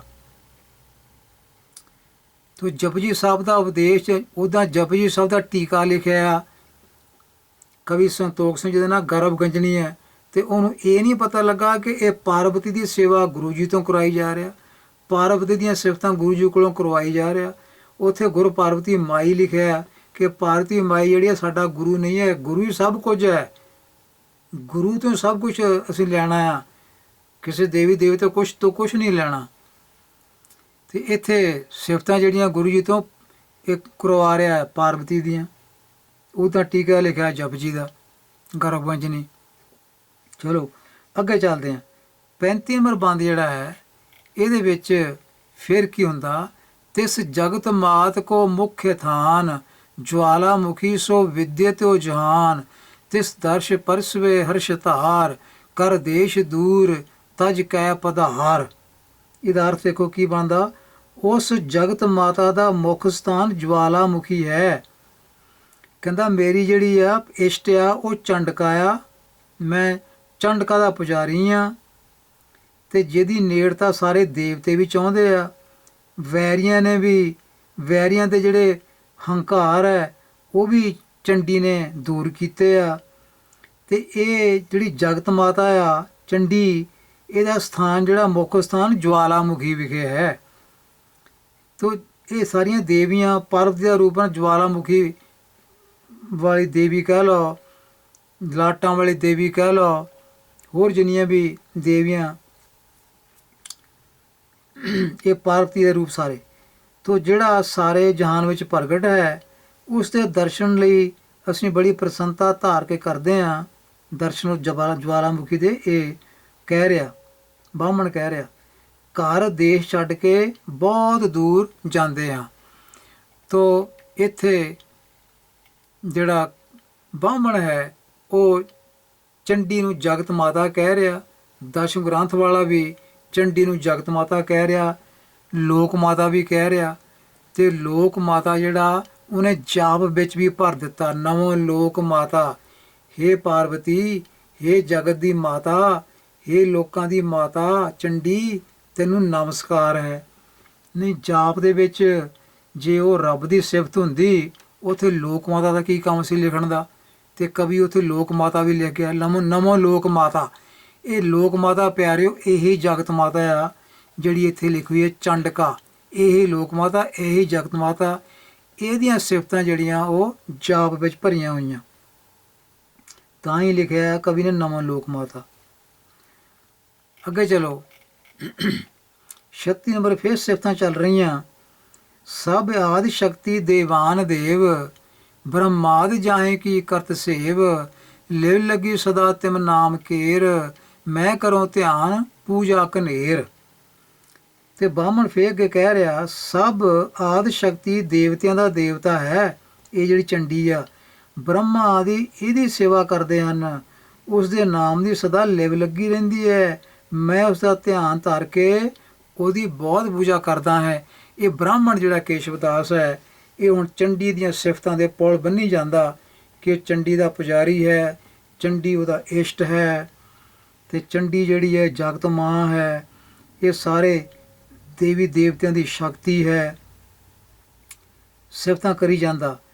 ਹੁਣ ਇਹ ਸਾਰੀਆਂ ਸਿਫਤਾਂ ਗੁਰੂ ਜੀ ਦੇ ਸਾਹਮਣੇ ਹੁੰਦੀਆਂ ਆ, ਗੁਰੂ ਜੀ ਸੁਣ ਰਹੇ ਆ, ਚੰਡੀ ਦੀਆਂ ਸਿਫਤਾਂ ਸੁਣ ਰਹੇ ਆ। ਇਹਦਾ ਮਤਲਬ ਹੈ ਕਵੀ ਇਹ ਕਹਿਣਾ ਚਾਹੁੰਦਾ ਕਿ ਗੁਰੂ ਜੀ ਨੂੰ ਚੰਡੀ ਦੀਆਂ ਸਿਫਤਾਂ ਚੰਗੀਆਂ ਲੱਗਦੀਆਂ, ਜਿਹੜੇ ਆਰਾਮ ਨਾਲ ਬੈਠ ਕੇ ਸੁਣ ਰਹੇ ਆ। ਦੁਰਗਾ ਦੀਆਂ ਸਿਫਤਾਂ ਚੰਗੀਆਂ ਲੱਗ ਰਹੀਆਂ, ਗੁਰੂ ਜੀ ਦੇ ਸਾਹਮਣੇ ਉਹ ਚੰਡੀ ਨੂੰ ਜਗਤ ਮਾਤਾ ਕਹਿ ਰਿਹਾ, ਜਦੋਂ ਕਿ ਗੁਰੂ ਗ੍ਰੰਥ ਸਾਹਿਬ ਦੀ ਬਾਣੀ ਜਿਹੜੀ ਆ ਤੂੰ ਮੇਰਾ ਪਿਤਾ ਤੂੰ ਹੈ ਮੇਰਾ ਮਾਤਾ ਇਹ ਕਹਿੰਦੀ ਹੈ। ਤੇ ਇੱਥੇ ਜਗਤ ਦੀ ਮਾਂ ਜਿਹੜੀ ਆ ਉਹ ਚੰਡੀ ਨੂੰ ਗੁਰੂ ਜੀ ਦੇ ਸਾਹਮਣੇ ਬਣਾ ਰਿਹਾ ਕਵੀ। ਹੁਣ ਅੱਗੇ ਆਪਾਂ ਚੱਲਦੇ ਹਾਂ 37 ਨੰਬਰ ਵੱਲ। ਗੁਰੂ ਜੀ ਹੁਣ ਕੀ ਕਹਿਣ ਲੱਗੇ। ਸੁਣ ਗੁਰੂ ਬੂਝਣਾ ਕੀਨ ਤਾਹੇ, ਜਗ ਮਾਤ ਪੂਜਵੇ ਹਮੇ ਚਾਹੇ, ਜਿਸ ਤੇ ਪ੍ਰਤੱਛ ਹੋਏ ਦਰਸ਼ ਦੇ, ਹਮ ਹੇਰੀ ਰੂਪ ਬਰ ਮੰਗ ਲਏ। ਦੇਖੋ ਹੁਣ ਕਵੀ ਜਿਹੜਾ ਸੰਤੋਖ ਸਿੰਘ ਹੈ ਇਹ ਕਿੰਨਾ ਇਹਨੇ ਪਾਪ ਤੇ ਅਪਰਾਧ ਇੱਥੇ ਕੀਤਾ। ਇਹ ਗੁਰੂ ਜੀ ਕੋਲੋਂ ਕੀ ਕਹਾ ਰਿਹਾ ਇਹ ਸੁਣਨ ਵਾਲੀ ਗੱਲ ਹੈ। ਇਹ ਸੁਣ ਕੇ ਕਵੀ ਕਹਿੰਦਾ ਗੁਰੂ ਜੀ ਨੇ ਉਸ ਨੂੰ ਪੁੱਛਿਆ, ਕਹਿੰਦਾ ਅਸੀਂ ਵੀ ਜਗਤ ਮਾਤਾ ਦੀ ਪੂਜਾ ਕਰਨਾ ਚਾਹੁੰਦੇ ਹਾਂ। ਇਹ ਕਵੀ ਗੁਰੂ ਜੀ ਕੋਲੋਂ ਕਹਾ ਰਿਹਾ ਕਿ ਗੁਰੂ ਜੀ ਕਹਿਣ ਲੱਗ ਪਏ ਵੀ ਅਸੀਂ ਵੀ ਜਗਤ ਮਾਤਾ ਦੀ ਪੂਜਾ ਕਰਨਾ ਚਾਹੁੰਦੇ ਹਾਂ। ਦੱਸੋ ਕਿੱਥੇ ਅਕਾਲ ਪੁਰਖ ਗਿਆ, ਕਿੱਥੇ ਕਰਤਾ ਪੁਰਖ ਗਿਆ, ਕਿੱਥੇ ਨੌਵੇਂ ਪਾਤਸ਼ਾਹ ਗਏ, ਜਿਹੜੇ ਇਹਨਾਂ ਦੇ ਪਿਤਾ ਗੁਰੂ ਸਨ ਉਹ ਸਾਰਿਆਂ ਨੂੰ ਛੱਡ ਕੇ ਤਾਂ ਕਵੀ ਜਿਹੜਾ ਹੈ ਇਹ ਕਿੱਧਰੋਂ ਤੁਰ ਪਿਆ। ਇਹ ਕਹਿਣ ਲੱਗਾ ਕਿ 10ਵੇਂ ਪਾਤਸ਼ਾਹ ਕਹਿਣ ਲੱਗੇ ਅਸੀਂ ਵੀ ਜਗਤ ਮਾਤਾ ਦੀ ਪੂਜਾ ਕਰਨੀ ਆ। ਕਿੱਥੇ ਗਿਆ ਗੁਰੂ, ਕਿੱਥੇ ਗਿਆ ਪਰਮੇਸ਼ਰ, ਸਾਰਾ ਹੀ ਇੱਥੇ ਇਹਨੇ ਜੋ ਇਹ ਗੁਰਮਤਿ ਦਾ ਅਸੂਲ ਸੀ ਇੱਥੇ ਭੰਗ ਕਰ ਦਿੱਤਾ, 10ਵੇਂ ਪਾਤਸ਼ਾਹ ਤੋਂ ਭੰਗ ਕਰਵਾ ਦਿੱਤਾ। ਕਹਿੰਦੇ ਅਸੀਂ ਵੀ ਜਗਤ ਮਾਤਾ ਦੀ ਪੂਜਾ ਕਰਨਾ ਚਾਹੁੰਦੇ ਹਾਂ, ਜਿਸ ਨਾਲ ਪ੍ਰਤੱਖ ਹੋ ਕੇ ਸਾਨੂੰ ਦਰਸ਼ਨ ਦੇਵੇ। ਲਓ 10ਵੇਂ ਪਾਤਸ਼ਾਹ ਨੂੰ ਤਿਆਰ ਕਰ ਲਿਆ ਹੁਣ ਕਵੀ ਨੇ ਦੁਰਗਾ ਦੇ ਦਰਸ਼ਨ ਕਰਨ ਵਾਸਤੇ, ਚੰਡੀ ਦੇ ਦਰਸ਼ਨ ਕਰਨ ਵਾਸਤੇ ਤਿਆਰ ਕਰ ਲਿਆ। ਇਹਦਾ ਮਤਲਬ 10ਵੇਂ ਪਾਤਸ਼ਾਹ ਨੂੰ ਆਪਣੇ ਗੁਰੂ ਪਿਤਾ ਦੇ ਦਰਸ਼ਨ ਜਿਹੜੇ ਆ ਉਹ ਨਹੀਂ ਚਾਹੀਦੇ, ਅਕਾਲ ਪੁਰਖ ਦੇ ਦਰਸ਼ਨ ਨਹੀਂ ਚਾਹੀਦੇ। ਦਰਸ਼ਨ ਕਿਹਦੇ ਚਾਹੀਦੇ ਆ? ਦਰਸ਼ਨ ਚਾਹੀਦੇ ਆ ਚੰਡੀ ਮਾਂ ਦੇ, ਜਿਹੜੀ ਜਗਤ ਮਾਂ ਆ। ਇਹ ਦੇਖੋ ਗੁਰਸਿੱਖੀ ਨੂੰ ਕਿਹੜੇ ਪਾਸੇ ਲੈ ਕੇ ਜਾ ਰਿਹਾ ਇਹ ਸੂਰਜ ਪ੍ਰਕਾਸ਼ ਦਾ ਲਿਖਾਰੀ। ਗੁਰਸਿੱਖੀ ਜਿਹੜੀ ਹੈ ਉਹ ਕਿੱਦਾਂ ਇਹਨੇ ਇੱਥੇ ਡੋਬੀ ਆ, ਕਿਵੇਂ ਉਸਨੇ ਢਾਹ ਲਾਈ ਇੱਥੇ ਗੁਰਸਿੱਖੀ ਨੂੰ, ਔਰ 10ਵੇਂ ਪਾਤਸ਼ਾਹ ਰਾਹੀਂ ਸਾਰਾ ਕੁਛ ਕਰਵਾ ਰਿਹਾ ਕਿ ਅਸੀਂ ਵੀ ਜਗਤ ਮਾਤਾ ਦੀ ਪੂਜਾ ਕਰਨੀ ਚਾਹੁੰਦੇ ਹਾਂ, ਅਸੀਂ ਜਗਤ ਮਾਤਾ ਦੇ ਦਰਸ਼ਨ ਵੀ ਕਰਨਾ ਚਾਹੁੰਦੇ ਹਾਂ, ਸਾਨੂੰ ਪ੍ਰਤੱਖ ਹੋ ਕੇ ਦਰਸ਼ਨ ਦੇਵੇ ਤੇ ਅਸੀਂ ਉਹਦਾ ਰੂਪ ਵੇਖੀਏ, ਉਹਦਾ ਰੂਪ ਵੇਖ ਕੇ ਤੋਂ ਵਰ ਵੀ ਮੰਗ ਲਈਏ। ਆਹ ਦੇਖੋ ਹਮ ਹੇਰ ਮੈਨੇ ਦੇਖਣਾ, ਹੀਰ ਮੈਨੇ ਦੇਖਣਾ, ਅਸੀਂ ਉਹਨੂੰ ਦੇਖੀਏ, ਉਹਦਾ ਰੂਪ ਦੇਖੀਏ ਤੇ ਉਹ ਤੋਂ ਫਿਰ ਵਰ ਮੰਗੀਏ। ਇਹਦਾ ਮਤਲਬ ਗੁਰੂ ਪਾਤਸ਼ਾਹ ਕੋਲੋਂ ਹੁਣ ਕਵੀ ਨੇ ਵਰ ਮੰਗਣ ਦੀ ਇੱਛਾ ਵੀ ਪੈਦਾ ਕਰ ਦਿੱਤੀ ਆ ਕਿ ਅਸੀਂ ਚੰਡੀ ਤੋਂ ਵਰ ਮੰਗਣਾ ਆ। ਕਿੱਥੇ ਗਿਆ ਰੱਬ, ਕਿੱਥੇ ਗਿਆ ਅਕਾਲ ਪੁਰਖ, ਕਿੱਥੇ ਗਿਆ ਗੁਰੂ ਪਿਤਾ ਗੁਰੂ ਤੇਗ ਬਹਾਦਰ, ਕਿੱਥੇ ਗਿਆ ਬਾਬਾ ਨਾਨਕ। ਇਹ ਸਾਰੇ ਕਵੀ ਨੇ ਇੱਕ ਪਾਸੇ ਕਰ ਦਿੱਤੇ, ਸਾਰੇ ਇੱਕ ਪਾਸੇ ਕਰਕੇ ਤੇ 10ਵੇਂ ਪਾਤਸ਼ਾਹ ਨੂੰ ਕਿਹਦੇ ਮਗਰ ਲਾਤਾ? ਚੰਡੀ ਦੇ ਮਗਰ, ਦੁਰਗਾ ਦੇ ਮਗਰ ਲਾਤਾ ਕਿ ਅਸੀਂ ਉਹ ਦਰਸ਼ਨ ਕਰਨੇ ਚਾਹੁੰਦੇ ਹਾਂ, ਉਹ ਸਾਨੂੰ ਆ ਕੇ ਪ੍ਰਗਟ ਹੋ ਕੇ ਦਰਸ਼ਨ ਦੇਵੇ ਤੇ ਅਸੀਂ ਉਹ ਤੋਂ ਫਿਰ ਵਰ ਮੰਗੀਏ। ਤੇ ਗੁਰੂ ਜੀ ਨੂੰ ਬਹੁਤ ਨੀਵਾਂ ਦਿਖਾ ਦਿੱਤਾ ਅਤੇ ਚੰਡੀ ਜਿਹੜੀ ਆ ਇਹਨੂੰ ਬਹੁਤ ਉੱਚੀ ਕਰਕੇ ਪੇਸ਼ ਕਰ ਦਿੱਤਾ ਦੁਰਗਾ ਨੂੰ, ਕਿ ਜਿੱਤੋਂ ਗੁਰੂ ਜੀ ਨੂੰ ਵਰ ਮੰਗਣ ਵਾਸਤੇ ਵੀ ਕਵੀ ਨੇ ਮਜਬੂਰ ਕਰ ਦਿੱਤਾ। ਅੱਗੇ ਦੇਖੋ 39 ਨੰਬਰ ਬੰਦ ਕੀ ਕਹਿੰਦਾ ਜਿਮ ਮੰਤਰ ਪਾਠ ਅਰ ਹਮਨ ਹੋਏ, ਰਹੇ ਕਿਤਕ ਕਾਲ ਲਗ ਕਹੋ ਸੋਏ, ਜਨ ਦਿਜਨ ਭਨੀ ਮਹਿਮਾ ਤੁਮਾਰ, ਵਿਧੀ ਚੰਡੀ ਪੂਜਵੇ ਮਹਿ ਉਦਾਰ। ਤੋ ਇਹਦਾ ਮਤਲਬ ਕੀ ਆ, ਜਿਵੇਂ ਮੰਤਰ ਪਾਠ ਅਤੇ ਹਵਨ ਹੋਵੇ, ਕਿੰਨੇ ਸਮੇਂ ਤੱਕ ਰਹੇਗਾ ਮੰਤਰ ਪਾਠ? ਗੁਰੂ ਜੀ ਪੁੱਛਦੇ ਆ ਵੀ ਚੰਡੀ ਦੇ ਮੰਤਰ ਜਿਹੜੇ ਪੜ੍ਹਨੇ ਆ, ਦੁਰਗਾ ਦੇ ਮੰਤਰ ਪੜ੍ਹਨੇ ਆ, ਇਹ ਕਿੰਨਾ ਸਮਾਂ ਲੱਗੇਗਾ ਉਹ ਵੀ ਦੱਸੋ। ਤੇ ਬਹੁਤ ਬ੍ਰਾਹਮਣਾਂ ਵਿੱਚ ਤੁਹਾਡੀ ਮਹਿਮਾ ਸੁਣੀ ਆ, ਚੰਡੀ ਪੂਜਣ ਦੀ ਵਿਧੀ ਵਿੱਚ ਤੁਸੀਂ ਬੜੇ ਉੱਤਮ ਅਤੇ ਮਹਾਨ ਹੋ। ਜਨ ਦਿਜਨ ਭਨੀ ਮਹਿਮਾ ਤੁਮਾਰ, ਵਿਧੀ ਚੰਡੀ ਪੂਜਵੇ ਮਹਿ ਉਦਾਰ। ਚੰਡੀ ਦੀ ਪੂਜਾ ਕਰਨ ਵਿੱਚ ਤੁਸੀਂ ਬੜੇ ਮਹਾਨ ਹੋ। ਗੁਰੂ ਜੀ ਉਹਦੀਆਂ ਹੁਣ ਸਿਫਤਾਂ ਕਰਨ ਲੱਗ ਪਏ, ਬਾਹਮਣ ਦੀਆਂ, ਰੱਬ ਦੀਆਂ ਸਿਫਤਾਂ ਨਹੀਂ, ਬਾਬਾ ਨਾਨਕ ਦੀਆਂ ਸਿਫਤਾਂ ਨਹੀਂ। ਹੁਣ ਗੁਰੂ ਜੀ ਕੋਲੋਂ ਕਵੀ ਚੰਡੀ ਦੀਆਂ ਸਿਫਤਾਂ ਕਰਾ ਰਿਹਾ, ਬਾਹਮਣ ਦੀਆਂ ਸਿਫਤਾਂ ਕਰਾ ਰਿਹਾ ਕਿ ਬਾਹਮਣਾ ਤੂੰ ਚੰਡੀ ਦੀ ਪੂਜਾ ਕਰਨ ਵਿੱਚ ਬੜਾ ਮਹਾਨ ਮੰਨਿਆ ਗਿਆ, ਬੜਾ ਉੱਤਮ ਹੈ। ਇਹ ਵੀ ਦੱਸ ਵੀ ਕਿੰਨਾ ਸਮਾਂ ਲੱਗੂਗਾ ਮੰਤਰ ਪਾਠ ਕਰਨ ਵਿੱਚ, ਦੇਵੀ ਨੂੰ ਪ੍ਰਗਟ ਹੋਣ ਵਿੱਚ, ਮੈਂ ਦੇਵੀ ਦੇ ਦਰਸ਼ਨ ਕਰਾਂ ਤਾਂ ਉਹ ਤੋਂ ਵਰ ਮੰਗਾਂ, ਕਿੰਨਾ ਟਾਈਮ ਲੱਗੇਗਾ। ਅੱਗੇ ਦੋਹਰਾ ਆ ਗਿਆ ਨੰਬਰ 40 ਤੇ। ਇਹਦੇ ਵਿੱਚ ਕੀ ਹੋਇਆ, ਪ੍ਰਾਪਤ ਹੋਇਓ ਵਾਨ ਘਰ, ਹੈ ਜੇ ਵਿਧਾਨ ਪ੍ਰਵੀਨ, ਕਰੋ ਵਿਦਿਤ ਸ਼੍ਰੀ ਚੰਡਿਕਾ, ਤੇਜ ਤੁਰਕ ਹਿਤ ਕੀਨ। ਇਹਦਾ ਮਤਲਬ ਹੈ ਵਿਧੀ ਵਿੱਚ ਪ੍ਰਵੀਨ ਤਰੀਕਾ ਜਿਹੜਾ ਤੁਹਾਨੂੰ ਪ੍ਰਾਪਤ ਹੋਇਆ ਹੈ ਪੰਡਤ ਜੀ, ਸ਼੍ਰੀ ਚੰਡਕਾ ਦੇ ਤੇਜ ਨੂੰ ਪ੍ਰਗਟ ਕਰੋ ਤਾਂ ਕਿ ਤੁਰਕਾਂ ਦਾ ਤੇਜ ਖਤਮ ਹੋਵੇ। ਇਹਦਾ ਮਤਲਬ ਕਿ ਕਵੀ ਕਹਿੰਦਾ ਕਿ ਗੁਰੂ ਜੀ ਕੋਲ ਸ਼ਕਤੀ ਨਹੀਂ ਤੁਰਕਾਂ ਦਾ ਤੇਜ ਖਤਮ ਕਰਨ ਲਈ, ਤੇ ਗੁਰੂ ਜੀ ਨਿਮਾਣੇ ਨਿਤਾਣੇ ਹਨ, ਤੇ ਉਹ ਬਾਹਮਣ ਅੱਗੇ ਬੇਨਤੀ ਕਰ ਰਹੇ ਹਨ ਕਿ ਚੰਡੀ ਜਿਹੜੀ ਆ ਇਹਨੂੰ ਪ੍ਰਗਟ ਕਰੋ, ਤੇ ਚੰਡੀ ਦਾ ਤੇਜ ਪ੍ਰਗਟ ਕਰੋ ਤਾਂ ਕਿ ਤੁਰਕਾਂ ਦਾ ਤੇਜ ਜਿਹੜਾ ਖਤਮ ਹੋਵੇ। ਇਹਦਾ ਮਤਲਬ ਤੁਰਕਾਂ ਦਾ ਜਿਹੜਾ ਤੇਜ ਆ ਉਹ ਗੁਰੂ ਜੀ ਦੇ ਉਦਮ ਨਾਲ ਨਹੀਂ ਮੁੱਕਣਾ, ਉਹ ਚੰਡੀ ਦੇ ਤੇਜ ਨਾਲ ਮੁੱਕਣਾ ਆ। ਕਵੀ ਇਹ ਇੱਥੇ ਕਹਿਣਾ ਚਾਹੁੰਦਾ। ਤੋ ਇਸ ਤਰ੍ਹਾਂ ਪਿਆਰਿਓ, ਇੱਥੇ ਜਿਹੜੀ ਤੀਜੀ ਰੁੱਤ ਹੈ, ਇਹਦਾ ਚੌਥਾ ਅਧਿਆਇ ਸਮਾਪਤ ਹੁੰਦਾ ਹੈ, ਜਿਹਦੇ ਵਿੱਚ ਆਪਾਂ ਦੇਖਿਆ ਕਿ ਕਵੀ ਨੇ ਗੁਰੂ ਜੀ ਨੂੰ ਚੰਡੀ ਦੀ ਪੂਜਾ ਵਾਸਤੇ ਤਿਆਰ ਕਰ ਲਿਆ, ਮਨ 'ਚ ਵਿਚਾਰ ਪੈਦਾ ਕੀਤੇ। ਫਿਰ ਕਵੀ ਨੇ ਗੁਰੂ ਜੀ ਕੋਲੋਂ ਬ੍ਰਾਹਮਣ ਦੀਆਂ, ਕੇਸ਼ਵਦਾਸ ਦੀਆਂ ਕਈ ਵਾਰੀ ਸਿਫਤਾਂ ਕਰਵਾਈਆਂ ਸੰਗਤ ਵਿੱਚ। ਫਿਰ ਇਹ ਜਿਹੜਾ ਬਾਹਮਣ ਹੈ ਇਹਨੂੰ ਉੱਥੇ ਬਾਗ ਵਿੱਚ ਭੇਜ ਦਿੱਤਾ ਨੇੜੇ। ਤਾਂ ਫਿਰ ਸਿੱਖ ਨੇ ਦੇਖਿਆ ਕਿ ਇੱਥੇ ਬਾਹਮਣ ਆਇਆ, ਉਹਨੇ ਆ ਕੇ ਦੱਸਿਆ ਕਿ ਗੁਰੂ ਜੀ ਜਿਸ ਬਾਹਮਣ ਦੀ ਸਿਫਤਾਂ ਕਰਦੇ ਹੁੰਦੇ ਉਹ ਬਾਹਮਣ ਜਿਹੜਾ ਆਪ ਹੀ ਆ ਗਿਆ ਉੱਥੇ ਬੈਠਾ ਆ ਕੇ। ਤੋ ਉਹਦੀ ਫਿਰ ਲੱਡੂ ਭੇਜੇ ਉਸ ਨੂੰ, ਹੋਰ ਉਹਦਾ ਬੜਾ ਆਦਰ ਸਤਿਕਾਰ ਕੀਤਾ ਤੇ ਆਇਆ। ਇਹ ਸਾਰੀ ਗੱਲਾਂ ਆਪਾਂ ਦੇਖੀਆਂ। ਗੁਰੂ ਜੀ ਨੇ ਫਿਰ ਉਹਦੇ ਕੋਲ ਚੰਡੀ ਦੇ ਬਾਰੇ ਗੱਲਾਂ ਪੁੱਛੀਆਂ ਵੀ ਤੇਰਾ ਇਸ਼ਟ ਕੌਣ? ਕਹਿੰਦਾ ਚੰਡੀ ਮੇਰਾ ਇਸ਼ਟ ਹੈ। ਤੋ ਉਹ ਜਗਤ ਮਾਂ ਆ, ਉਹ ਬੜੀ ਤੇਜ਼ ਵਾਲੀ ਹੈ। ਤੇ ਗੁਰੂ ਜੀ ਨੂੰ ਪੂਰੀ ਤਰ੍ਹਾਂ ਕਵੀ ਨੇ ਤਿਆਰ ਕਰ ਲਿਆ ਚੰਡੀ ਦੀ ਪੂਜਾ ਵਾਸਤੇ। ਕੇਸ਼ਵਦਾਸ ਬ੍ਰਾਹਮਣ ਨਾਲ ਠੇਕਾ ਕਰ ਲਿਆ, ਕਹਿ ਲਓ ਵੀ ਇਹਨੂੰ ਆਪਣਾ ਵਿਚੋਲਾ ਮੰਨ ਲਿਆ ਕਿ ਇਹ ਚੰਡੀ ਦੀ ਪੂਜਾ ਜਿਹੜਾ ਕਰਾਉਣ ਦੇ ਸਮਰੱਥ ਹੈ ਤੇ ਸਾਡੀ ਮਦਦ ਕਰੇਗਾ। ਤੋ ਪਿਆਰਿਓ, ਇੱਥੇ ਆਪਾਂ ਸਮਾਪਤੀ ਕਰਦੇ ਹਾਂ। ਇਸ ਤੋਂ ਬਾਅਦ ਆਪਾਂ ਅੱਗੇ ਚੱਲਾਂਗੇ, ਅਗਾਂਹ ਫਿਰ ਕੀ ਹੋ ਰਿਹਾ, ਕਿੰਨੀ ਸਮੱਗਰੀ ਮੰਗਾਉਂਦੇ ਆ ਤੇ ਕੀ ਕਰਦੇ ਆ, ਕਿੰਨੇ ਮਹੀਨੇ, ਕਿੰਨਾ ਸਮਾਂ ਲੱਗਦਾ। ਫਿਰ ਗੁਰੂ ਜੀ ਜੈ ਚੰਡਕਾ, ਜੈ ਚੰਡਕਾ, ਜੈ ਜਗਦੰਬੇ, ਜੈ ਜਗਦੰਬੇ, ਤੇ ਗੁਰੂ ਜੀ ਦਾ ਹਾਲ ਕਿਸ ਤਰ੍ਹਾਂ ਦਾ ਹੋ ਜਾਂਦਾ ਆ, ਇਹ ਕਵੀ ਜਿਹੜਾ ਗਾਂਹ ਇਹ ਸਾਰਾ ਫਿਰ ਬਿਆਨ ਕਰੇਗਾ। ਉਹ ਆਪਾਂ ਫਿਰ ਤੁਹਾਡੇ ਰੂਬਰੂ ਇਸ ਤਰ੍ਹਾਂ ਕਰਾਂਗੇ। ਤੋ ਇੱਥੇ ਆਪਾਂ ਇਹ ਜੋ 17ਵਾਂ ਭਾਗ ਹੈ ਸੂਰਜ ਪ੍ਰਕਾਸ਼ ਦੇ ਕਪੌੜ ਦਾ ਇੱਥੇ ਸਮਾਪਤ ਕਰਦੇ ਹਾਂ। ਇਹਦਾ ਸਿਰਲੇਖ ਹੈ 10ਵੇਂ ਗੁਰੂ ਜੀ ਤੋਂ ਦੁਰਗਾ ਪੂਜਾ ਕਰਾਉਣ ਵਾਸਤੇ ਕੇਸ਼ਵਦਾਸ ਬ੍ਰਾਹਮਣ ਜਿਹੜਾ ਉਹਨੂੰ ਵਿਚੋਲਾ ਬਣਾਇਆ ਗਿਆ ਕਵੀ ਵੱਲੋਂ, ਤੇ ਉਸ ਨੂੰ ਬਿਨਾਂ ਬੁਲਾਏ ਹੀ ਗੁਰੂ ਜੀ ਦੇ ਕੋਲ ਉੱਥੇ ਬਾਗ ਵਿੱਚ ਜਾ ਕੇ ਬਿਠਾ ਦਿੱਤਾ ਗਿਆ। ਤੇ ਇੱਕ ਤਰ੍ਹਾਂ ਇਹ ਗੁਰੂ ਜੀ ਨੇ ਵੀ ਅਪਣਾ ਲਿਆ ਉਸ ਨੂੰ। ਕਵੀ ਕਹਿੰਦਾ ਆ ਕਿ ਠੀਕ ਹੈ, ਤੁਹਾਡੀ ਵਿਧੀ ਬਹੁਤ ਵਧੀਆ ਆ, ਤੇ ਤੁਸੀਂ ਚੰਡੀ ਦੀ ਪੂਜਾ ਵਿੱਚ ਸਾਡੀ ਮਦਦ ਕਰੋ ਤੇ ਉਸ ਨੂੰ ਪ੍ਰਗਟ ਕਰੋ। ਅਸੀਂ ਉਹਦੇ ਦਰਸ਼ਨ ਕਰਨਾ ਚਾਹੁੰਦੇ ਹਾਂ, ਅਤੇ ਉਹ ਤੋਂ ਵਰ ਮੰਗਣਾ ਚਾਹੁੰਦੇ ਆ। ਤੋ ਪਿਆਰਿਓ ਸੋਚੋ, ਇਹ ਗੁਰੂ ਜੀ ਦੀ ਪੁੱਜ ਕੇ ਨਰਾਦਰੀ ਨਹੀਂ ਕੀਤੀ ਜਾ ਰਹੀ। ਇਹਨਾਂ ਗ੍ਰੰਥਾਂ ਨੂੰ ਸਿੱਖੀ ਦੇ ਗ੍ਰੰਥ ਮੰਨਿਆ ਗਿਆ ਹੈ। ਇਹਨਾਂ ਗ੍ਰੰਥਾਂ ਦੀ ਕਥਾ ਗੁਰਦੁਆਰਿਆਂ ਵਿੱਚ ਚੱਲ ਰਹੀ ਹੈ। ਪਰ ਇਹ ਗੱਲਾਂ ਜਿਹੜੀਆਂ ਕਿਸੇ ਨੇ ਦੱਸੀਆਂ ਕਥਾਵਾਚਕ ਨੇ ਵੀ ਗੁਰੂ ਜੀ ਦੇ ਵਾਸਤੇ, ਗੁਰੂ ਜੀ ਪ੍ਰਤੀ ਇੰਨਾ ਕੁਛ ਉਹ ਲਿਖ ਗਿਆ ਆ ਸੂਰਜ ਪ੍ਰਕਾਸ਼ ਦਾ ਲਿਖਾਰੀ, ਇਹ ਗੱਲਾਂ ਸਾਰੀਆਂ ਗੁਪਤ ਪਈਆਂ ਅਜੇ ਸੂਰਜ ਪ੍ਰਕਾਸ਼ ਵਿੱਚ।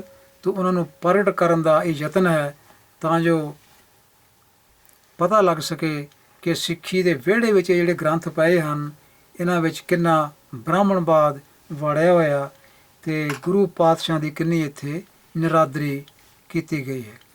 ਭੁੱਲਾਂ ਦੀ ਖਿਮਾ। ਆਓ ਫਤਿਹ ਸਾਂਝ ਕਰੀਏ। ਵਾਹਿਗੁਰੂ ਜੀ ਕਾ ਖਾਲਸਾ, ਵਾਹਿਗੁਰੂ ਜੀ ਕੀ ਫਤਿਹ।